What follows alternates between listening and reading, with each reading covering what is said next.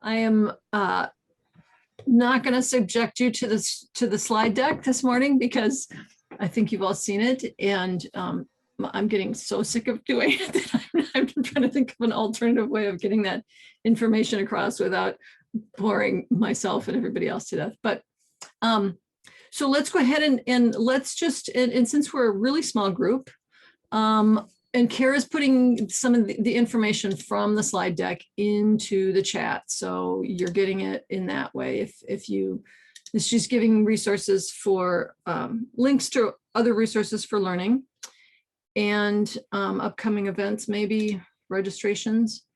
Okay. But since we're a small group, and let's, I'm gonna guess that we won't have another 10 people jump on in 2 minutes all of a sudden to make it a bigger group. I'm going to propose that we do brief, actual verbal check-ins, not chat check-ins, and just invite each of you when you feel ready in no particular order, just sort of popcorn style, and you don't have to if you don't want to. If you prefer to put your check-in in the chat, that's great. Either way, just your name, your location, what brings you here today, and I would like to know your experience with Kumu and your experience with sumApp for our conversation. And feel free to do that verbally or in the chat whenever you're ready. Oh, then I will start just to be model. I'm Christine Capra. I'm in Minneapolis. What brings me here today is to help answer people's questions and be here for you. And I have extensive, probably the most in the world knowledge of sumApp, and almost as much, and not quite as much knowledge of Kumu, but a lot. And I am complete. Pass it on to whoever else wants to jump in. And Tim and Kara, you're invited to do that as well. Okay, so I might jump in here because I'm completely the opposite to you, Christine. I'm based in Bristol in the UK, which is in the west of the UK. What brings me here today is a huge curiosity about what functionality is offered by sumApp and Kumu. I've had very brief experience of Kumu, but I have been in touch with a guy called Drew Mackey, who I think is familiar to you. And yeah, my experience is probably the opposite of yours, very, very, very small, but I'm just really, really, really curious as to what it offers in terms of the kind of work I want to do. Thank you.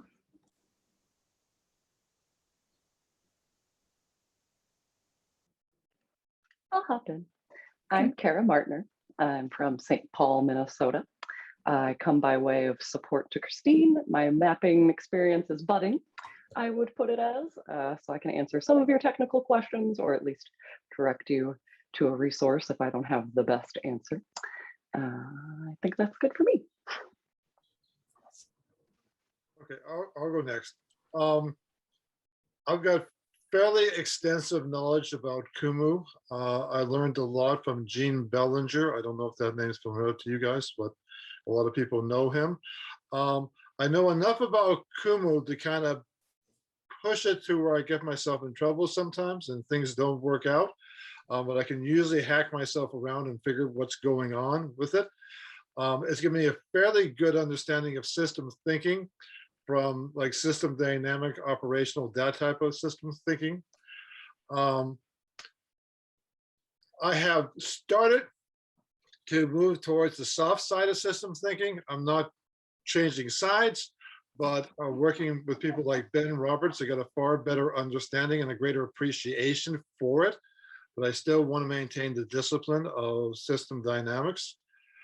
I know not that much about social systems mapping or sumApp, and I'm starting to get an idea of what it is. And I'm thinking about things like requisite variety, trust, and cognitive load. But I'm slowly developing that, and I'm trying to apply it to donut economics. And there's a gap there, okay, between systems thinking and donut economics, even though they say, hey, we think this is really good stuff. I don't see a lot of people doing it. So I'm trying to fill those gaps in somehow or other and see how that works out.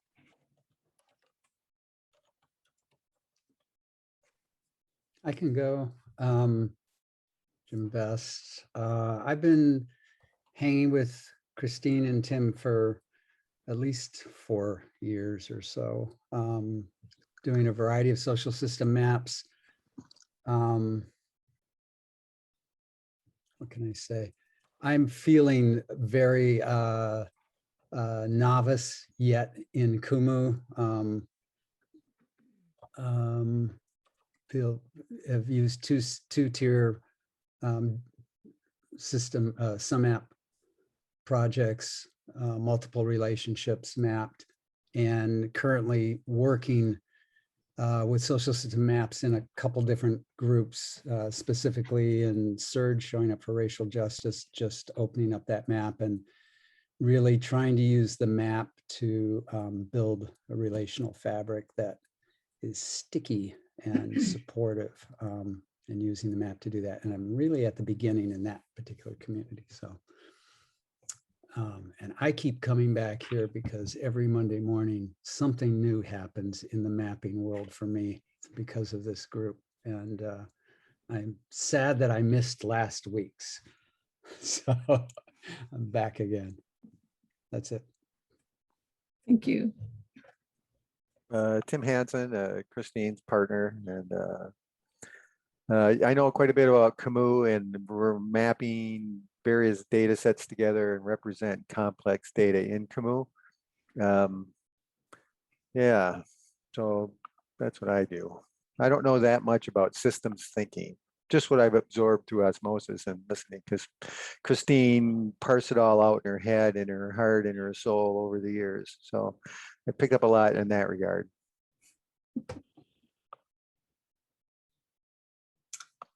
Kind of been present for all the sausage making.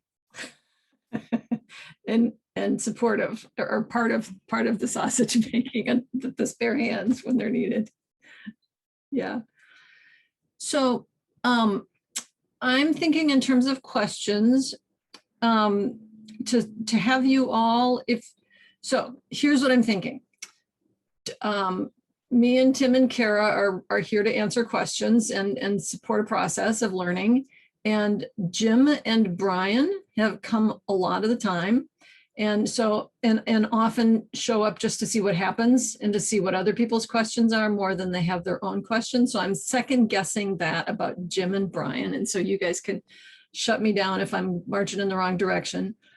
But what I'm thinking is, Melissa, why don't we just let you sort of be the interviewer and the five of us answer your questions, and you tell us sort of like why it's even interesting to you, like what your context is, and what it is you want to know, and we'll play. Does that sound okay to Jim and Brian? That meets your needs enough? Cool. And how does that put you on the spot too much, Melissa? That really puts her on. It does. No, not at all. I think that's extremely generous of you. It does make me realize you're just going to have to forgive me because I'm a complete ignoramus when it comes to this, but it would be great to get advantage of your expertise if you're willing and able. We're here, and Cool. we're all, one of the things we all sort of are, most of us are here for, is we like to hear other people's thinking and hear what people are doing. So okay, so I work for a not-for-profit here in the UK. We work globally. We work with activists and change makers all over the world, global south, global north. What we're interested in is solidarity, and we're interested in understanding how to both foster and promote solidarity across difference. And one of the things that we're looking at is how you map networks of people in movements or in different sectors, because one of the things we notice, and I'm sure you do too, is that people don't work across silos very well. And particularly on progressive channels, you get a thing what we call a circular firing squad. We get a lot of criticism coming in from progressives of other progressives. And it seems to me that what we want to do is look at platforms that will enable people to be put in touch with other people working on similar issues in different circumstances, and learn how to or work more collaboratively together, because I'm a great believer in complexity theory, which says that when movements become visible to themselves, they become more effective. And just wondering about sumApp and forgive me if I've pronounced that incorrectly, and Kumu, in relation to how they can help us with that. And I have real key challenges around things like taxonomy. How do you, in sumApp, create a taxonomy that is relevant to people who are working in different contexts on the same issues when they self-describe? For example, if you're working on new economic systems, some people will describe, there are going to be 20 or 30 different phrases that people will use, which they self-identify with. I'm working on the new economy, I'm working on progressive economy, I'm working on equitable economy, I'm working, you know, how you begin to categorize people in a way that is useful using taxonomy, that doesn't constrain people from self-identifying. Because what strikes me about sumApp is it seems a powerful tool because it's enabling people to verify for themselves who they are and what they're interested in. But how the hell do people find them if they've identified differently? So particularly when you're working across difference. So that's one of my key challenges, and I'm aware that I'm rambling. But the other thing is that I'm wondering how you energize engagement, because verification relies on people coming back, updating, and the change agents and practitioners that we work with are they're constantly changing, and they're working on myriad issues which are defined differently, as I was saying, depending on who they're talking to, and you know how you keep a track of the pace of change using something like sumApp. And then in Kumu, how you make it, if you've got a growing network of people, when does it cease to be useful and mappable? At what size does it become unmanageable? And then how do you filter in order to stretch that to its limit, if you like? So there we are. Those are the kinds of things that I'm thinking about.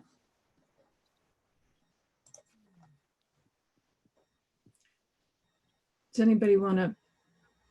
I'm thinking if we take them in sort of in the order that she said them. Go ahead, Jim. Can I just ask a question, Melissa, right at the beginning? Just sort of what's your theory of change in terms of in promoting solidarity across difference? What do you think is important? Such an about interesting either the people question. or the relationships? I think both.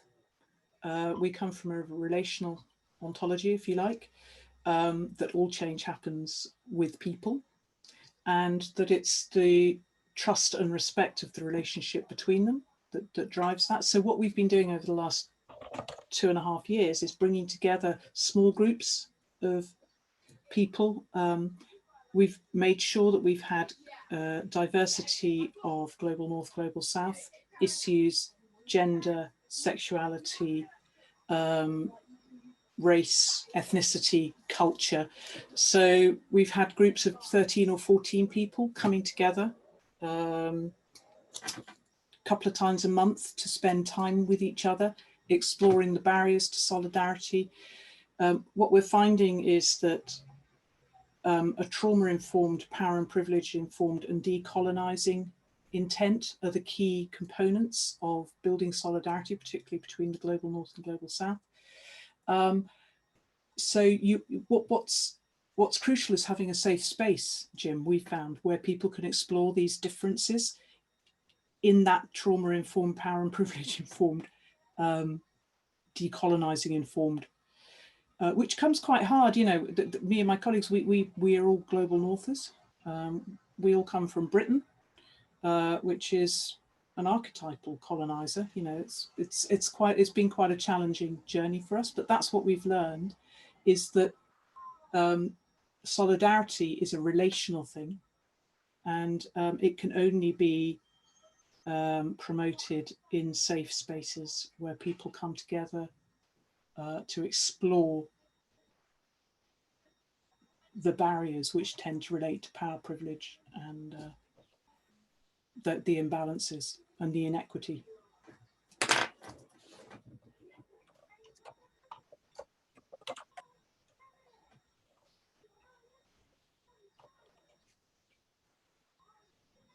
Did you, Jim, have, I have 1,000 questions, but I'm stepping What back would, here. so that's our theory of change, Jim. What would you deduce to be the theory of change around solidarity?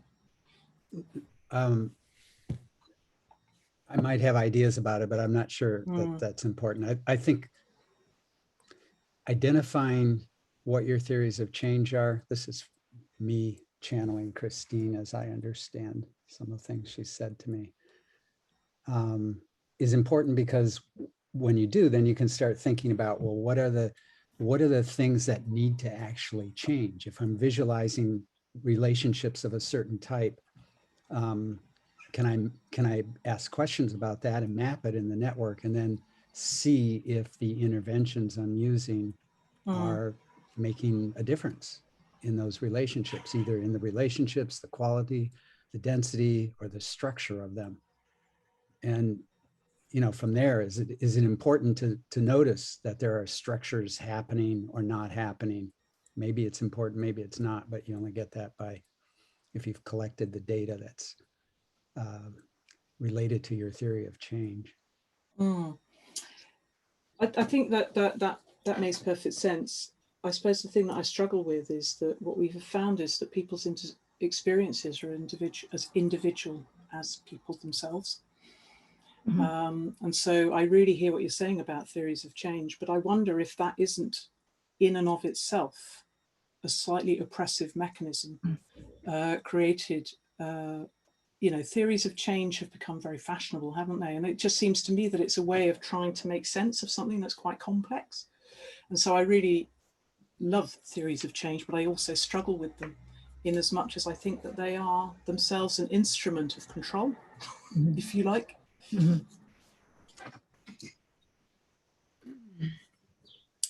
Brian, go ahead.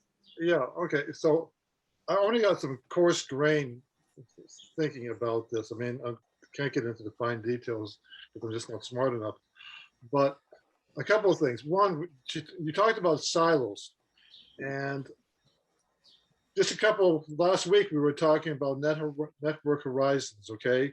And that how projects and so forth. And I think what silos are an attempt to do two things. One, like I mentioned before, cognitive load. It just makes it easier to think if you're in a silo than if you have to worry about the whole network, okay? Also, I think it's a safer space. I think if you're dealing with trauma, not having to worry about the outside makes you feel safer, all right? So I think what we're trying to do with solidarity is establish trust. And trust, it takes a lot of cognitive load, okay? I mean, it's basically Dunbar number. We can only go so far before we have to start setting up systems or something in order to take that leverage, that load for us. And I know it's not the kind of touchy-feely thing we want everybody to feel good about each other, but it's still part of the whole structure. The other thing that comes to mind is that what Kumu and sumApp have in common is they are visual ways of thinking, okay? And people just aren't used to that. It's actually another cognitive load that you're putting on people. And so you're doing the visual cognitive, you're putting a visual a burden on them, you're putting a trust burden on them. And as Melissa said, when you come up with these systems of change, which are abstract and formal and constructed, that's also another cognitive load you're putting on people. And so we need to figure out ways of lightening that load so they can feel more trustful. And by feeling more trustful and less cognitive load, they'll have greater requisite variety. And I know I'm being very formal in my systems thinking, but that's the way I'm thinking about it right now. So I have some thoughts that are at a very much more pragmatic and granular level about your initial question. But before I jump into them, I want to just see if what Jim and Brian have said so far have had resonance, or how they inform if they have altered your original question in any way before I jump into it. If you've moved to a different place, there's no point in me. No, I think it's good always to have challenges to what you're doing, and I've got no immediate response. I personally need to sit with stuff a bit before. Yeah. But thank you for asking. So the question about definitions and taxonomies is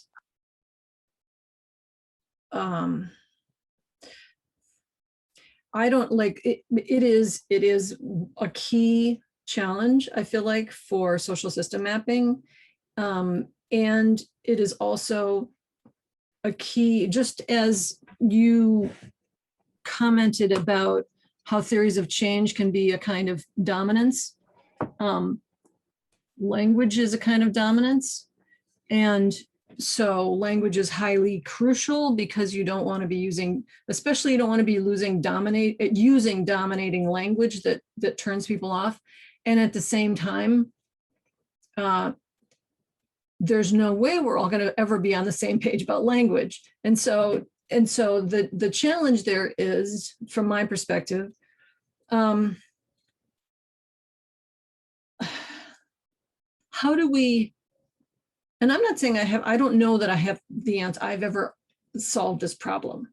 I can't swear that it's been solved, or even approach solved in any context I'm aware of. But so part of the challenge is, I mean, how I approached this in the beginning was just to try and get to language that's general enough that it's not offensive to anybody.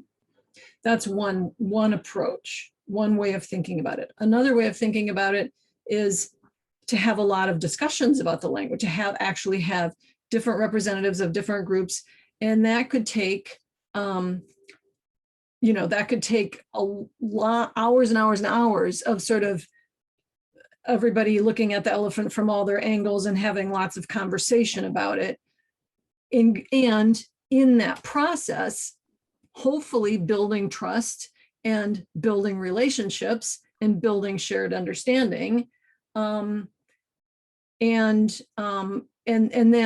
also building an understanding that language is always going to be problematic. It's always, the best you're going to do is get to some fuzzy place where it's general enough. But that can take a lot of time. And so if the goal is simply to get to a list in a list of topics in a survey, if it's handled in that way, you either would just shut down your efforts because it takes too long and you never get anywhere, or become its own sort of dominating dynamic. So another way you could approach it, and just to acknowledge that all of these are approximations, and the real challenges are what Brian alluded to, which is cognitive load and trust. And I think that the more trust has already been developed, the easier any of this is. And the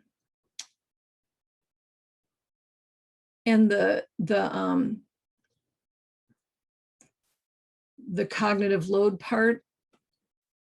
So I'm going to go back to the pragmatic thing and help me come back to the cognitive load piece in a minute if I forget. Another option is to make your categories very simple, and I'm going to just pause for a second and let Julie. Welcome, Julie. Okay. If you'd like to say hi, and if your mic, do a quick mic check. Hi. Hello. Hi. Sorry I'm late. It's okay. I'm just gonna, I'm gonna get to finishing up a thing and then we'll stop and give you a chance to introduce yourself. How's that sound? Okay. So Melissa, the last thing I was gonna say about that was to just make the things that you categorize be the really basic things, you know, the things that aren't as loaded language, you know, just sort of factual things, and have the other things that you would really love to categorize just be open-ended questions like, what are your issues? And then over time, see what emerges. And so you can start to gather that information, and people can't filter and sort on it, but they can see it about each other. And so that's a starting point. And then over time, you can start to tag those things, like or code them like you would in any research project, and try to find the most common language, or, you know, gather the people together who said they're interested in that and say, okay, I think this is a category. What do you think? What should we name it? And then move the data into a category. So you have both open-ended, and then you have a sort of a merging categorical list, which takes more time and is fussier. And if you haven't, I mean, there's the whole thing of how that all fits together with the momentum of the map itself, and with people just coming back and being interested in it. I'm going to pause here. I think we had, you know, like a handful of topics, which I'm going to trust are still in your mind, Melissa, that we would talk about. But Julie, what we're doing is, since we have, and I'm wondering, just to be respectful, Tim, is this feeling like not technical enough to keep the feeling of your usefulness present? No, it's fine. That's interesting, I think. Okay. Yeah. I just wanted to formally give you an option to opt out if you want to at this point.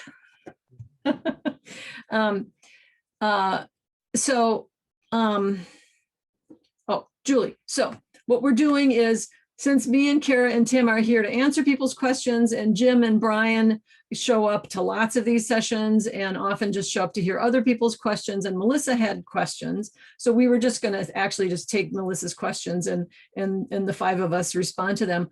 But I'll give you a moment to also just introduce yourself, say where you are, say what brought you today, say your experience with Kumu and sumApp, and then what question, if you came with burning questions, we could hear those too, and then we'll sort of sort through getting both your and Melissa's questions answered. Okay, thank you. I didn't prepare any questions because I'm new to this. I've done a lot of social systems and community mapping in the UK. I'm based in West Wales, so I'm retired, but I'm also still have a lot of connections to community groups, and I'm interested in the mapping of connections. And from the last meeting, what I'm really interested in is, how do you get people who are outside of these tiny community groups to understand what they do? That's a question. To understand what the community groups do? The Yes. Outsiders to understand what the insiders are doing? Yes. Okay. Yeah. Are you connected to Drew Mackey also? Or Drew's not how you got to us? Okay. Because Melissa's also in the UK and knows Drew, and Drew sends a lot of people to us. So I was just wondering if you two had that connection in common. But no.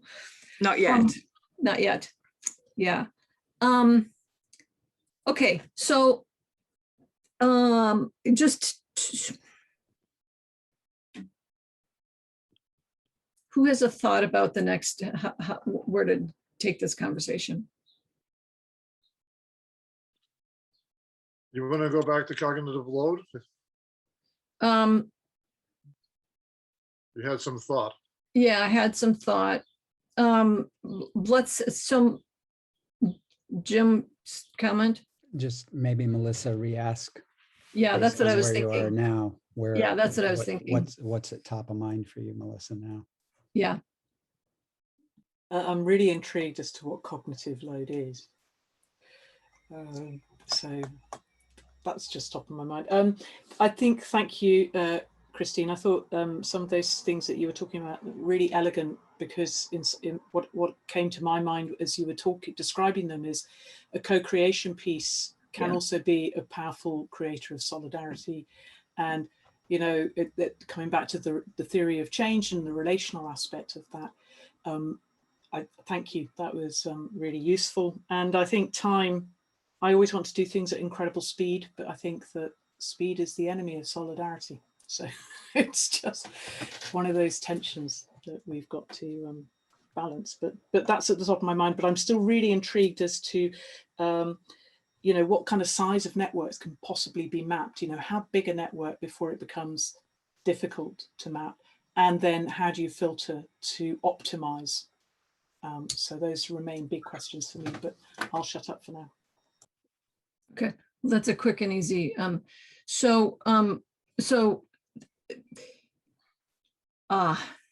I mean, I don't have a like cognitive in terms of practical mapping. If the technology could support it, I don't have an idea in my mind of what's too big, because I think if you gather the right information and you filter adequately, there isn't such a thing as too big, because we just help. I mean, well, then we have the cognitive load issue, but helping people sort and filter, know how to sort and filter will get them to the point where it's a small enough group that they know what to do with,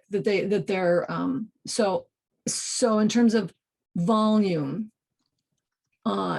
it just conceptually, I don't have a limit, but technically there is a real limit in how much we'll load into Kumu. And so the biggest network that Tim and I have ever mapped together is 1,250 people, which is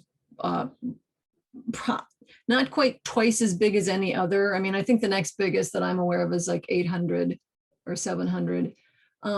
Most maps are smaller than that, but so we put, and the problem is not in sumApp, the problem is in Kumu, there gets to be too much, it gets to be just too much data to load into the browser, into the map.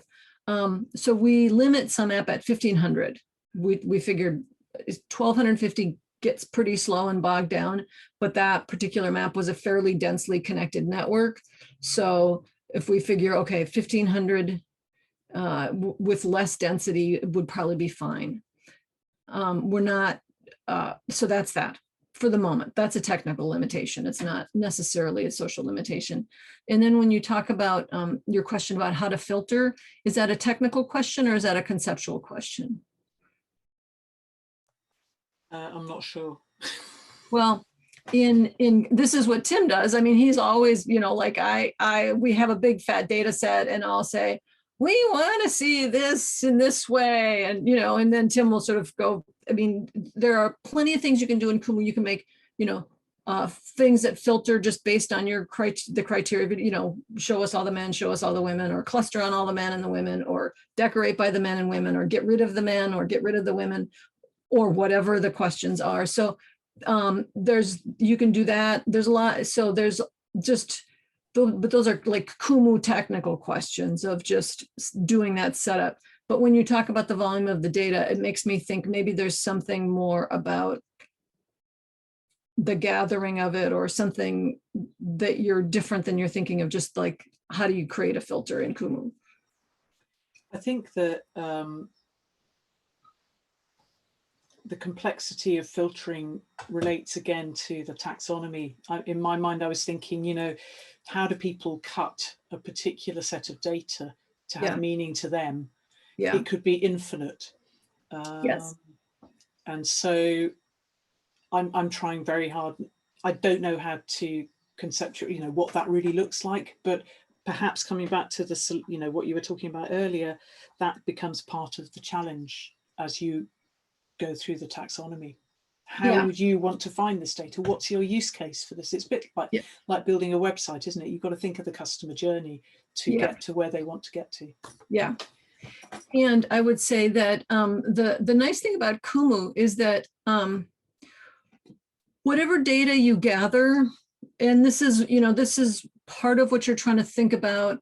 So let's say we're having a conversation about how to define issues.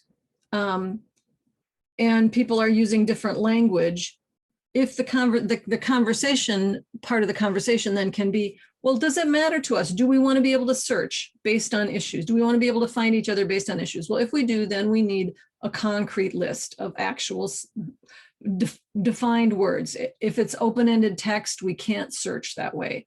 So, but so then that's a way, you know, for the conversation, that's a way of saying, it's not just that I'm dominating and saying you got to pick a word. It's that this is useful to us, and how useful, important is it? Do we care? Do we want to search this way, or do we just want to have open-ended text and just expect us all to sort of poke through 300 people's profiles and read them? Which, you know, as soon as you say it that way, then they're going to go, oh no, categories are good. You know, how about economics? How about, you know, whatever. But so part of the thinking is that just pretty much every decision you make in a social system map ideally would be a conversation or an exploration that helps the network talk to itself. And then there was another piece to it. Oh, but in Kumu, the nice thing about Kumu is that you can have this huge data set and you can build in, like you can have filters so that you can say, show me all of the people in Africa who are working on this issue. Or so the combinations are infinite.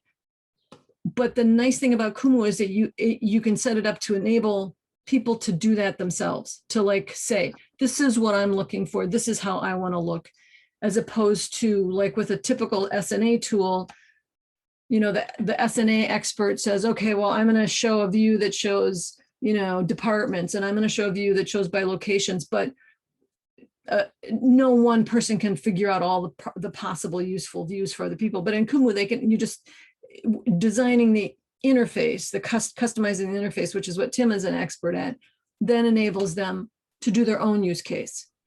But what that means, and now we're going to go back to in the cognitive load thing, is that Can I say something quickly? Yep. I've looked at a lot of maps, a lot of maps. And for me, the ones that are the most fascinating for the profile are ones that are a combination of open-ended questions and standardized questions. It starts to feel, in my mind, kind of forced if there aren't any. It feels herded, like you're herding somebody if you don't have open-ended questions.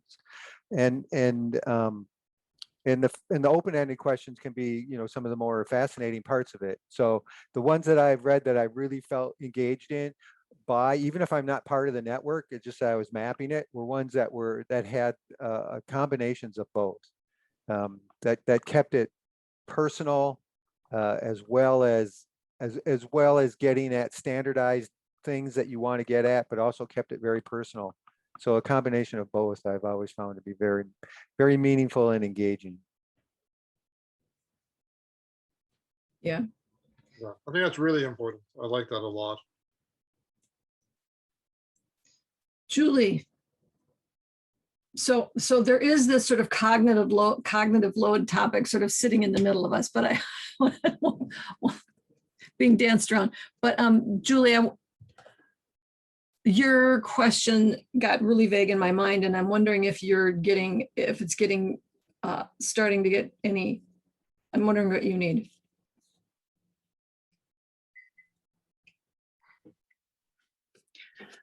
Well, I'm interested in how people find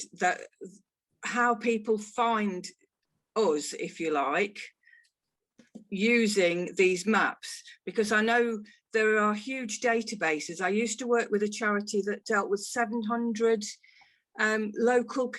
local charities and community groups, and our job was to like coordinate and help them with training and that sort of thing.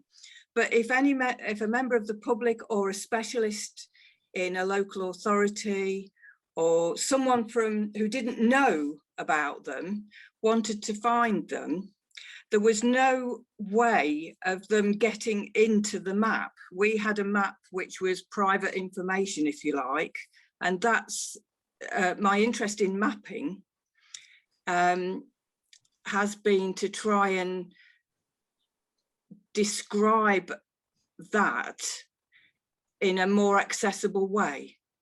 So my question was, how do people find out about little communities that are doing good things that they actually need? Like it might be a health authority who needs to help someone with mental health problems.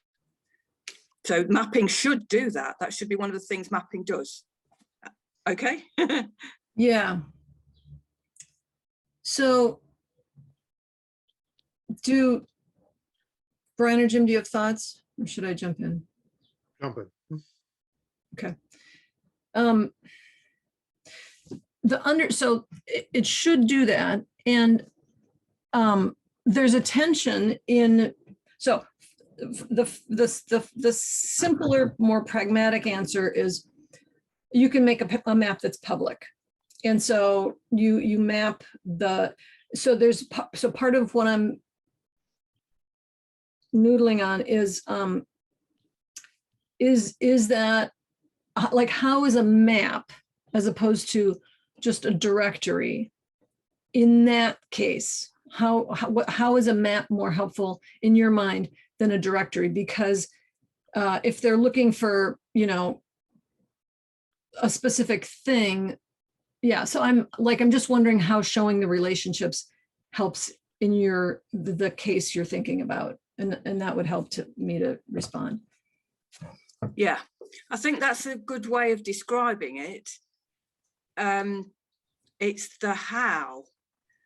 A lot of really important information, it has to be protected for confidentiality reasons, but at some level, it would be useful to have a map that shows, almost like you were talking about the directories and the search facilities, that it shows what the surface of the community organisation does, how it interacts. Say, like the example about mental health, there might be an art club that the local authority could engage with, but they don't know about them. Mm-hmm. And the art club has nobody with any connection to the health authority. Okay, so it sounds like I think I'm hearing is a way of mapping organizations around the services they offer, or around the what they provide. Yeah. And so another piece of the question is, would the searchers be maybe not knowing it, but be essentially part of the network? Or are we just wanting the general public to have a play? So part of my question is this a map for the general public? Is it a public map of organizations? That's possible, where you can have a map with, like, one thing I've heard of is like a directory on steroids of the organizations within a certain field that's open to the general public. Or are you talking about somehow like mapping the entities within it so that they can find each other? And it's not but it's not for the general public. It's for the people who are within this field. Does that make sense, what I'm asking? Yes, yeah. I think the map has to be for anybody that's looking. So the map itself, in my mind, the map doesn't have a function in terms of giving it to any particular category of person or organisation. The strength of the map is that it's telling anybody where the things are. So it might have a physical element to it, like if you're in a particular city or area of the world, you'd have to have different search functions that would all access the same map, but that it doesn't give you a huge amount of information, doesn't give you personal information or private information about the community or the individuals, but would tell you this is somewhere that you could ask that question. I know it's a hard thing to visualize, but what I'm interested in maps is that they're not a directory. They are something that's written, that's either written down or but drawn rather than written in a list. Brian. Okay, so again, some core screen thinking. And one is the concept you've come up with about network horizons. Yep. What we're talking about, my sense is that we want this map to be able to take whoever is visiting the map to go beyond their own network horizon, okay? So they can see beyond and see different things.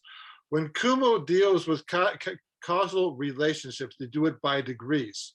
I mean, cause and effect is 1 degree away. Then they go a 2nd degree, they go a 3rd degree and say these relate to each other in a causal pathway. And oftentimes it loops around into a causal loop diagram. But human beings have a hard time going past 1 causal step, okay? Yeah. 2 causal steps, maybe 3 causal steps, forget about it. You have to really absorb a lot of information in order to get to that step. And by the time you do, your brain's pretty well fried out. It's a lot easier if you can see it visually.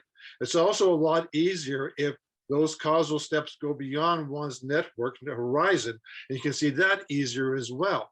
And so I think that's the advantage of maps have. So what we want is whoever comes into our map, wherever they land, we want them to feel safe there. We want them to feel like, okay, you're part of this little place right here, okay? Even though you haven't formally gone with us, we welcome you into this space. And from this space, you can start looking at other places. And if you like what you see, you can stay in this space and you can move into those other spaces later on as you feel like doing it. That's my sense right now. Yeah. Does that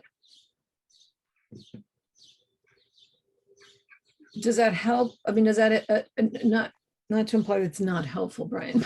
No. I know. Sometimes I'm too far up here and we need to come down. So somebody needs to go to the next level and say, okay, that means this. Okay. Well, that's what so does that, and does your core question, has it been sort of illuminated in any way from any of this discussion so far? Or is it still sitting there unanswered?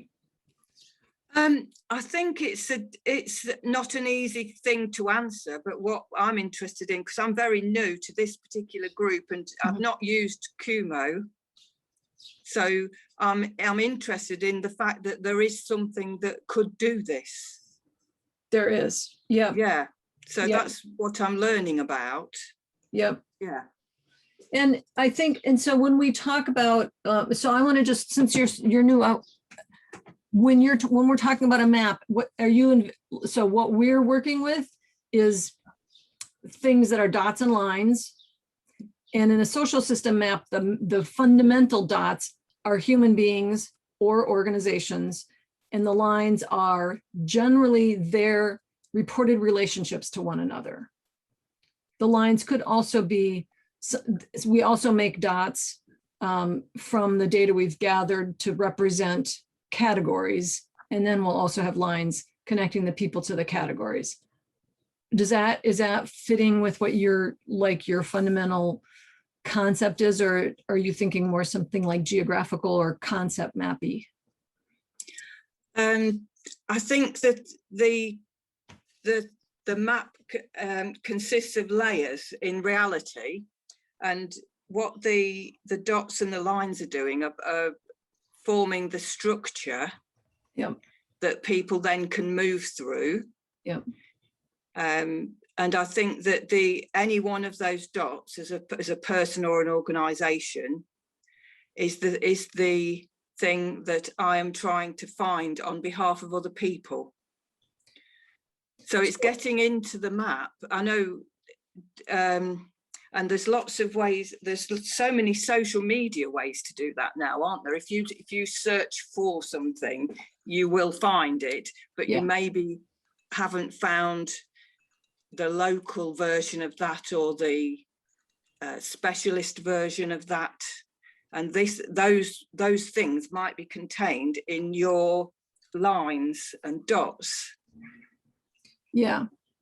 The information is hard for people to get at, isn't it? Yeah. Well, and part of what part of so Brian's cognitive load and your question about how do people find it. And then there was a couple other pieces. They're all sort of pushing each other around in my head. And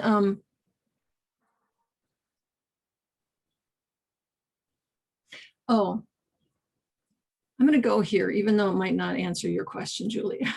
But I think, Melissa, it might be helpful to you. So Brian, you're talking about like cognitive load is simply, human beings can only hold so much in their heads at one time. And a network, especially when you get closer to our own horizon, the horizon of our network, which is sort of beyond what we can know personally, or even in a small group, what we can know collectively. Like there's, Kara, Tim, Jim, Brian, Christine, we are, we have a sort of a collective network horizon that made me know to ask Julie if she knew Drew, because you said you knew Drew, Melissa. And so like we have this collective, and so anyway, but especially when we get beyond that,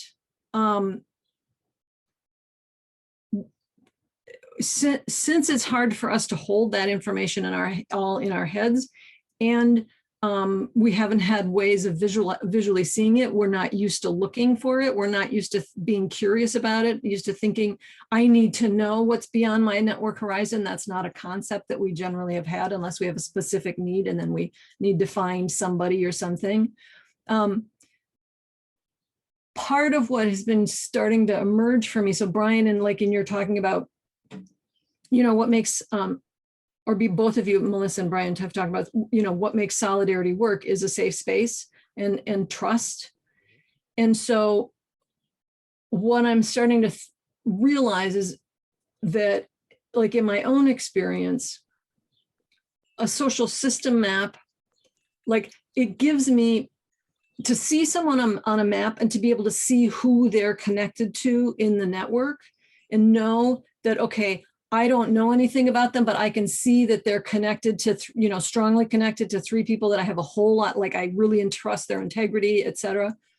That builds not deep embodied trust, but it builds an openness and a willingness and being willing to assume good intent.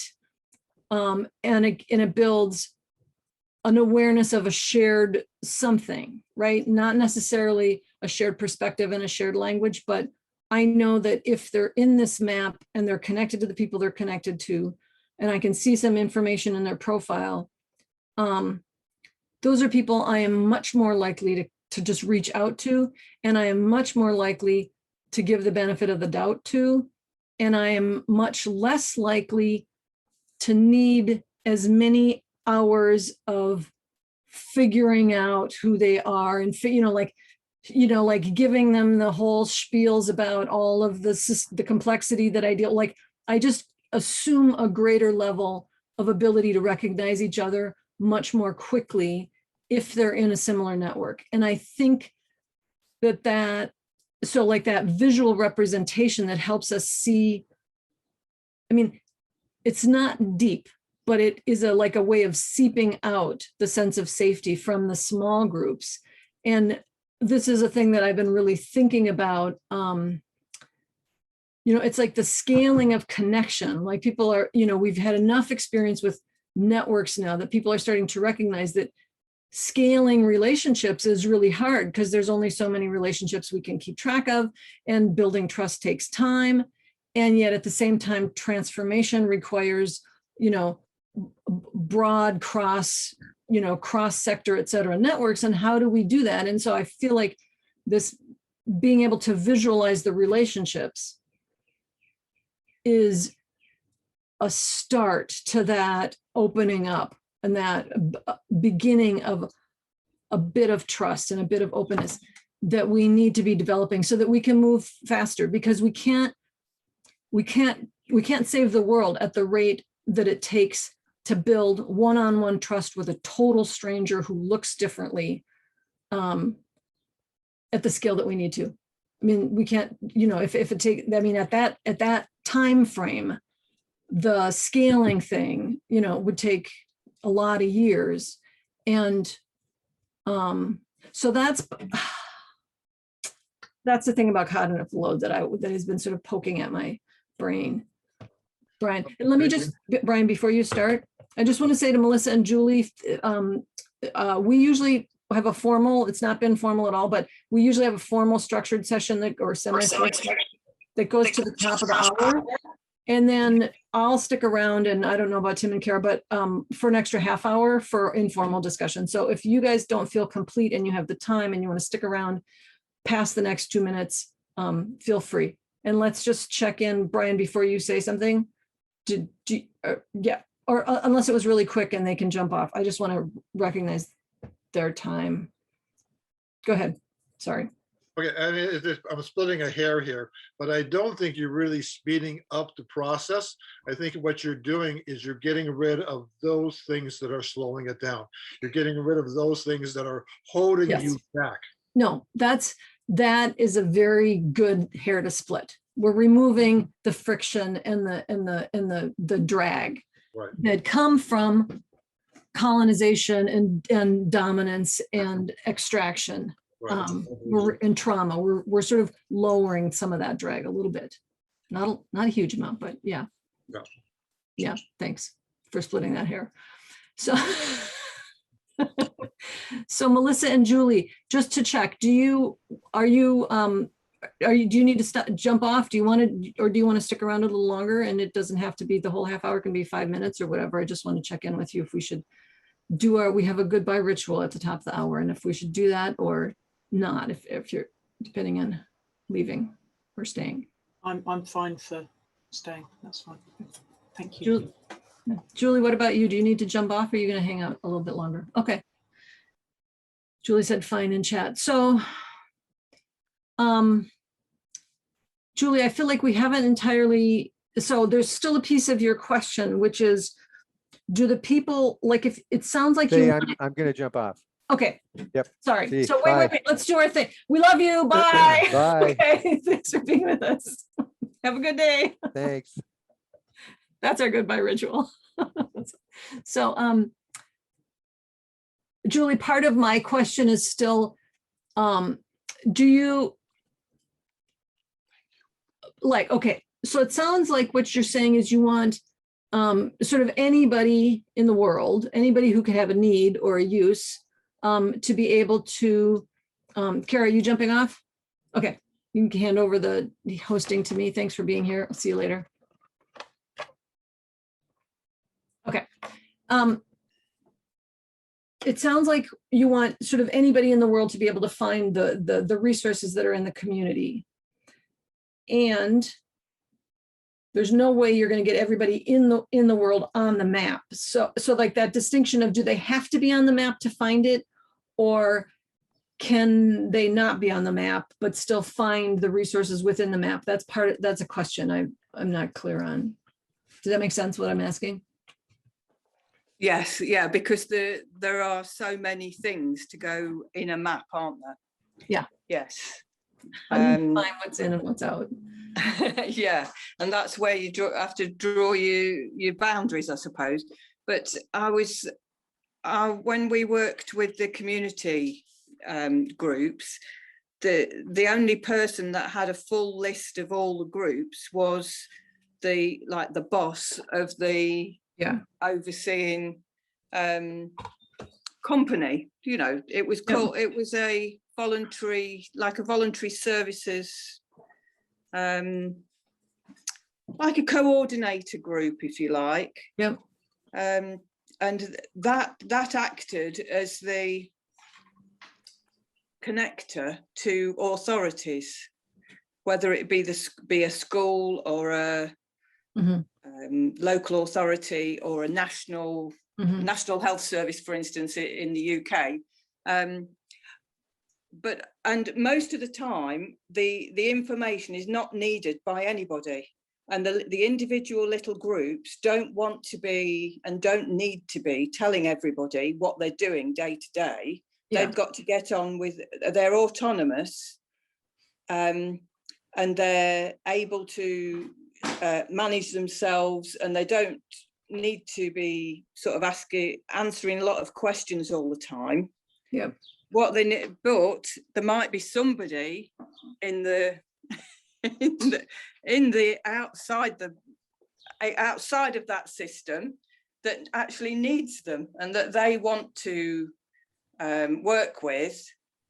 Now, my experience of maps has been just basically community based. So, for instance, like the Eden Project, the Eden Project in Cornwall, they work with a lot of tiny little groups, in fact, individual people that go and just do maybe one voluntary job, and that's the end of their connection. But someone somewhere else might want to know about that person because they happen to be very good at community gardening, for instance.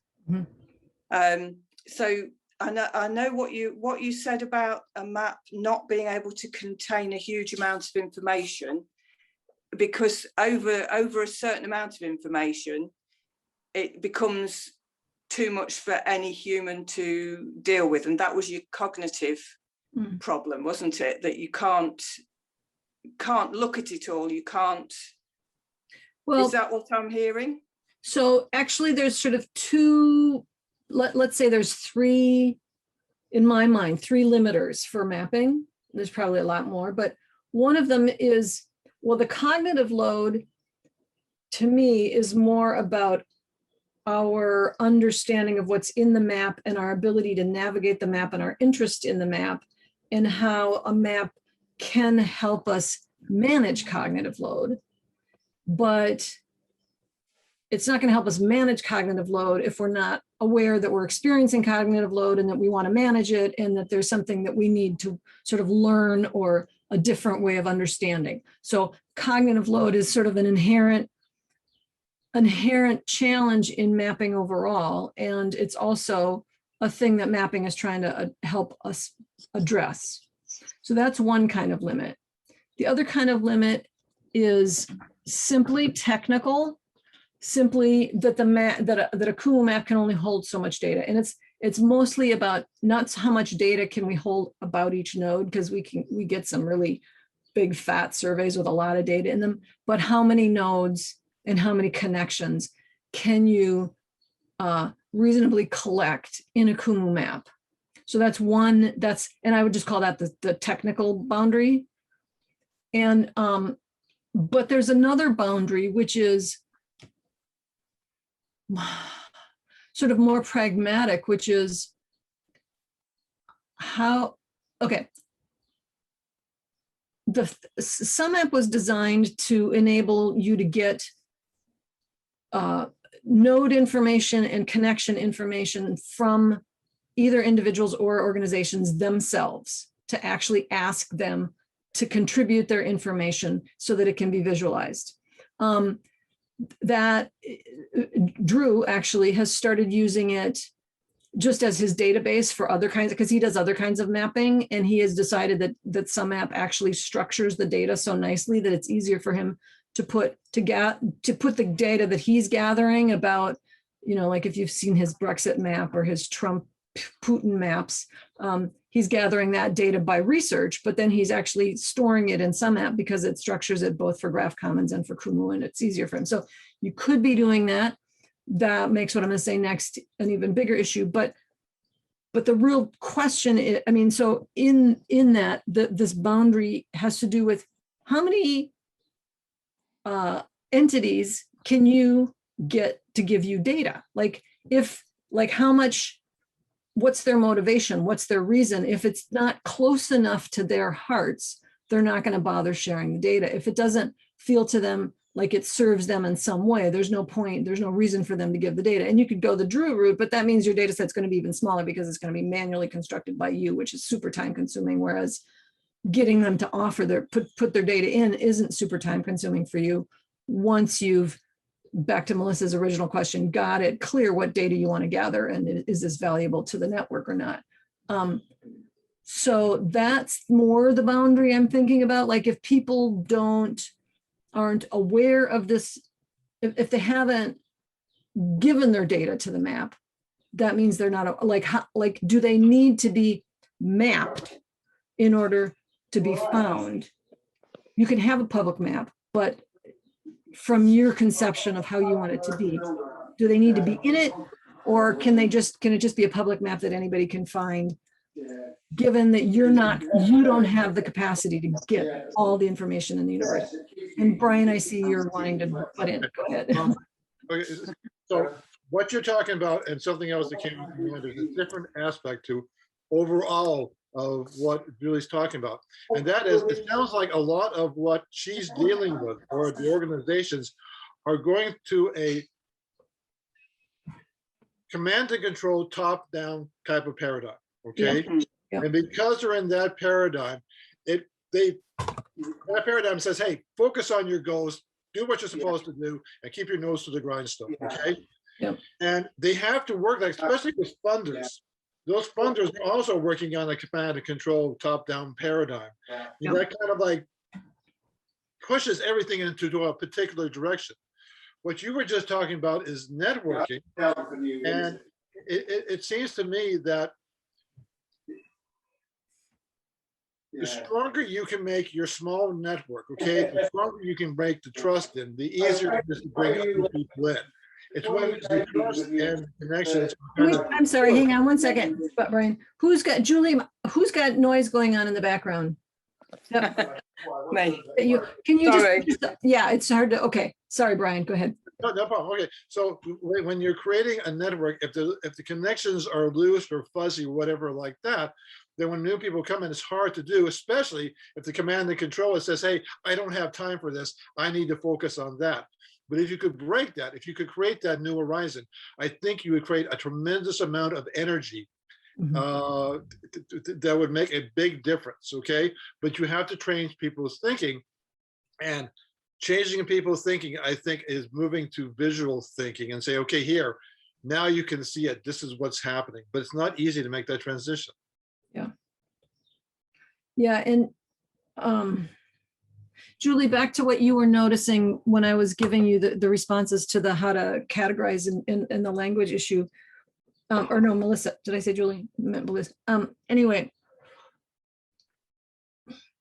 so there's like with the social system app, there's a chicken and egg thing going on. It's like, it can help you think differently. It can help you see patterns and complexity. It can help us move to this new mindset, but it won't do that if you don't feel trust in and you feel cognitively, if you feel overwhelmed and like it's too chaotic.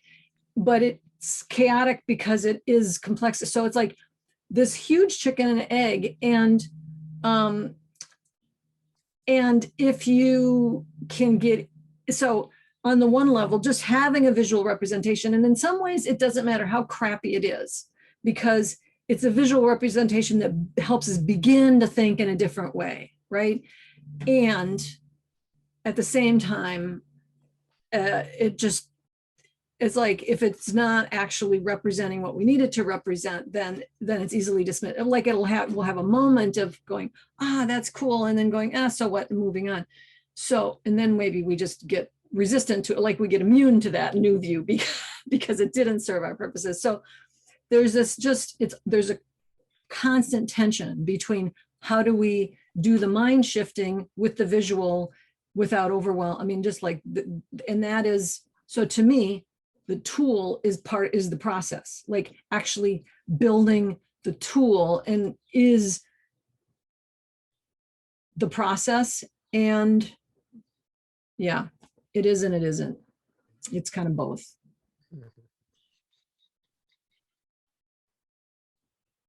But Brian, I think your assessment of what we're hearing from Julie is, so it's like, yes, the whole top-down thing And then people will just want to sort of clone a map onto a top-down thing and think it's going to solve problems. But unless you like had a really long drawn out exploration, which nobody's really all that interested in doing, frankly, because it doesn't serve their goal. I mean, people like us are interested in doing, but getting network members themselves engaged, like figuring out how to frame it in a way that feels valuable to them and not just like you're helping build a tool for dominating them. We need to figure out how to take that cognitive load off of them, put it on ourselves and say, okay, fine, we did it for you. Here it is, go for it. And at the same time, we can't do it for them. No, we have to sort of like some way or other, at least make them think, get them going type of thing. Yeah. I mean, bring them along some way or other. That's Yeah. the challenge. Yeah, It's Julie. not rational. Okay, Julie, I see your hand. Go ahead. Are you waving goodbye? You're muted. Okay, you're going away? Bye. Thanks for joining us. See you again, hopefully. Have a wonderful evening. Melissa, Christine. hi. Thank you. I found that really interesting, and yeah, a lot to think about, as ever. And I kind of, what's going around in my head is, what is the problem that mapping is a solution to? Yes. And I need to think about that. But I really love the way it presents information in a way that accesses a different part of our brain. So yeah, I've got a lot to think about. And Jim, thank you for your thoughts too. I would really be interested in hearing what your thinking is about that, because promoting solidarity is not sort of what's happening in my networks across differences in that way. But thinking about what holds people together, what brings them back, how they can be supported in their journeys is on my radar. And so thinking about what are the relationships that I want to make visible in my network? What relationships do the people in my network think are important to move their theories of change forward? And it's so difficult. My thinking about this. Yeah, it's so difficult, isn't it? I mean, we both live in nations where the discourse is so binary and so, we are so divided. There's a bit of graffiti I pass every time I walk the dog, and it says, we are so divided, who's doing the conquering? And, it makes me think every day, how have we got ourselves to this point, where I worked for a while with a thing called the Common Cause Foundation that looks at values, our intrinsic and our extrinsic values. And they did a survey in the UK, and the majority of us share values, but the majority of us don't believe that the people that we don't like share our values. So we've got this big challenge. We do share values, but we don't think others share our values. And the word that came to me when I was thinking about the social capital that you were talking about, Christine, about if I value that person's opinion, I will value who they recommend. One of the things around solidarity is you have to be vulnerable. And I think that's so tough, tough. Particularly in a networked world where you're doing this remotely. I'm talking to you guys, I've shared quite a lot, but that's not a comfortable space to be. I've never met any of you, and if we want solidarity to work across difference, we have to be prepared to trust and be vulnerable. And that's really hard, particularly if you live in the global South, where you're having, you're experiencing a lot of the problems that the global North has created firsthand. Yep. We're kind of seeing that now, but we're kind of protected from it. It's tough. It's tough. Yeah. Anyway, on that happy note, yeah, it's a conundrum wrapped up in a conundrum wrapped up in another conundrum, and I just, it is hard, but I've found this conversation to be really helpful. Well, I have really appreciated your idea, your thinking, and your framing has been helpful also. As well as Brian's, just all of there's things bubbling from this conversation, which is from each of you guys' thinking. So That's right. thanks. I'm gonna throw one more, I'm gonna throw a wrench into the works, okay? I've And got that to is- drop sorry, off. and then it just was Brian, getting I'm stuff sorry. out. Oh, wait, So- Brian, hang on. See ya. Nice to meet you, Jim. I've got Bye, to drop Jim. off. Nice to meet Bye-bye. y'all. Yeah, Bye-bye. bye-bye. Go ahead, Brian. Okay, and that is solidarity can diminish requisite variety. Okay, what happens with solidarity off and on is we all, like we said, we have these bipolar, differences politically, and we start thinking only one way. And because we're so solid in that one way of thinking, we stop looking at the other possibilities out there.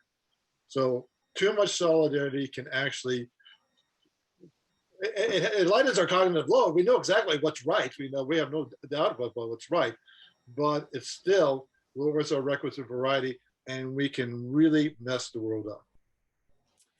I think Yeah. I agree with the essence, and I'm also thinking it kind of depends on what you mean by solidarity, like how we're using. Extreme, yeah, right, yeah. Yeah, I mean, if we're talking about unity or consensus, that's this. An ideal world, solidarity would be right. Mutual support Mhm. across differences with different perspectives. But I don't know how you're using it, Melissa. No, I'm Yeah. using a more strict, rigid term type of thing. Yeah. There's a word that we just used, and that is when we feel open or we feel, my brain is stuck, sensitive. What word am I thinking of? Vulnerability? Huh? Vulnerability? Vulnerability, yes, Yeah. okay. All right, if your connections have vulnerability with them, then that's one thing. But if your connection is trying to be invulnerable, which I think, like, for example, Trump voters aren't looking to be vulnerable. They're looking for invulnerability to protect themselves. Yeah. Yeah, no, I think, Christine, you're right. It's about what you mean by solidarity. I think the best, so there's an Aboriginal activist, she must be in her 70s, 80s now. But anyway, she said, if you've come to help me, I don't need your help. But if my liberation is tied up with your liberation, let's work together. That is solidarity to me. Yeah. And so, but it's an interesting question.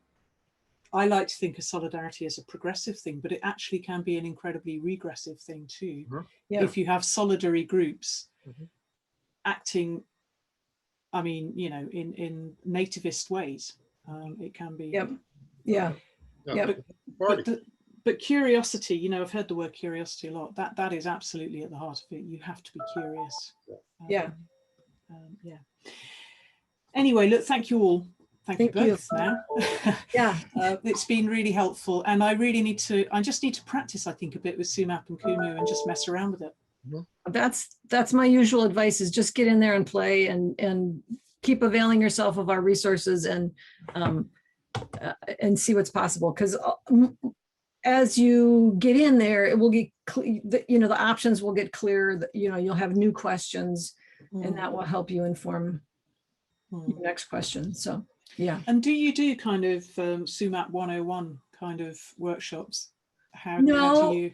This is one of them. I mean, the Tech Talk we do it the fourth Friday of the month. We have a Tech Talk, which is just to answer any questions. And then we have a knowledge base with basic, most of the basic information. And, we have something, with sort of a different focus on at 10 o'clock at this time every Monday. Unless it's the fifth Monday of the month, which we take off. But there isn't a one-on-one, but we also have a Slack channel. So Yeah. it really, a one-on-one kind of like, it seems like a good idea, but like everything is so contextual that I've always I'm not ready yet to say this is how to do it, because because then that would like preclude other ways of, anyway, we don't. Okay, Not at this point in time. No, so I'm going to play around and see what I can learn from that. That's great. And just thank you, Christine, for setting it up. Brilliant. You're welcome.